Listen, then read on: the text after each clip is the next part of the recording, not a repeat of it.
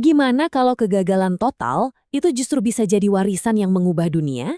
Nah, itulah inti dari pembahasan kita hari ini, menyelami eksperimen seumur hidup dari seorang visioner, Buckminster Fuller. Kisah kita dimulai di titik paling rendah. Bayangin deh, tahun 1927, seorang pria berusia 32 tahun, bangkrut, hancur, dan berpikir untuk mengakhiri hidupnya. Pria ini adalah Buckminster Fuller. Apa sih yang membawanya ke sana?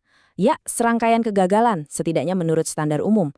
Dia dikeluarkan dari Harvard, dan ini bukan cuma sekali tapi 2 kali. Bisnisnya bangkrut, dan yang paling parah, dia masih berduka atas kematian putrinya yang masih kecil. Rasanya dunianya benar-benar runtuh. Tapi, di tepi danau yang dingin itu, di tengah keputusasaan, sebuah pertanyaan yang radikal muncul di benaknya. Ini bukan lagi soal kegagalan pribadi, tapi sebuah hipotesis yang sangat berani. Dan pertanyaan inilah yang mengubah segalanya. Oke, mari kita bedah lebih dalam. Pertanyaan itu melahirkan sebuah eksperimen seumur hidup yang dia sebut kelinci percobaan B atau guinea pig B. Dia memutuskan hidupnya bukan lagi miliknya, tapi milik alam semesta, sebuah misi untuk diuji coba. Jadi, apa sih sebenarnya kelinci percobaan B itu?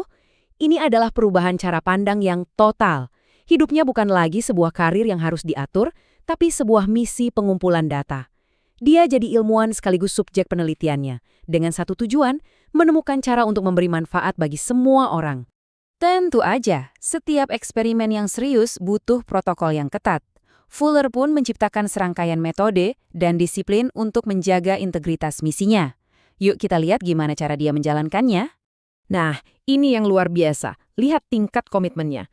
Untuk menjaga objektivitas, dia menciptakan Dimension Chronofile, arsip kehidupan yang super detail.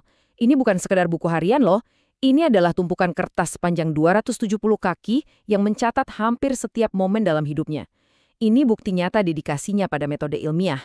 Dari 22 disiplinnya, ada beberapa prinsip inti yang bisa kita ambil. Pertama, berani jadi naif.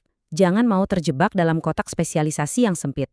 Kedua, selalu berpikir untuk diri sendiri. Dan yang paling penting, anggap kesalahan sebagai data. Kalau sebuah eksperimen gagal, ilmuwannya nggak mati kan? Justru dia belajar. Dan terakhir, jangan cari ketenaran. Biarkan hasil kerja yang bicara.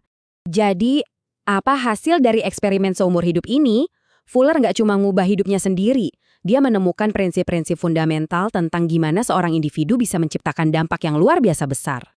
Nah, ini ide favorit saya dari Fuller, efek trim tab. Bayangin sebuah kapal raksasa.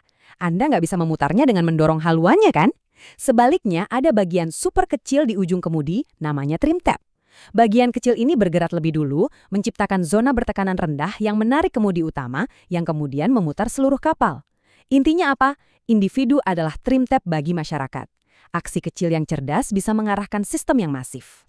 Dan ini dengan cemerlang menggambarkan filosofi perubahannya. Fuller melihat dunia ini terbagi antara weaponry, sistem yang berbasis kompetisi dan kehancuran, dan livingry, sistem yang dirancang untuk mendukung kehidupan. Menurut dia, kita harus berhenti buang-buang energi melawan yang lama dan mulai fokus membangun yang baru. Kutipannya yang paling terkenal merangkum ide ini dengan sempurna. Jangan melawan, ciptakan. Inovasi adalah bentuk protes yang paling kuat. Dengan membangun solusi yang lebih baik, sistem lama dengan sendirinya akan jadi nggak relevan lagi. Ide ini mencapai puncaknya dalam konsepnya yang paling terkenal, pesawat luar angkasa bumi. Dia melihat planet kita sebagai satu kendaraan raksasa dengan sumber daya terbatas dan manual operasi yang hilang. Kuncinya, kata dia, adalah ephemeralization, kemajuan teknologi yang memungkinkan kita melakukan lebih banyak hal dengan sumber daya yang makin sedikit. Contohnya, kubah geodesiknya bisa menaungi lebih banyak ruang dengan material yang lebih sedikit dibanding struktur lain. Jadi, setelah melihat kehidupan dan ide-ide Fuller, pertanyaannya adalah, apa artinya ini buat kita? Bagaimana kita bisa menerapkan warisan kelinci percobaan B ini?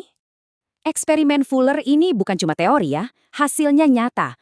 Lebih dari 300.000 kubah geodesiknya dibangun di seluruh dunia. Ini adalah bukti yang nggak bisa dibantah, bahwa satu individu yang berkomitmen pada eksperimen untuk kebaikan umat manusia bisa secara harfiah membentuk kembali landscape planet ini. Pada akhirnya, inilah intinya.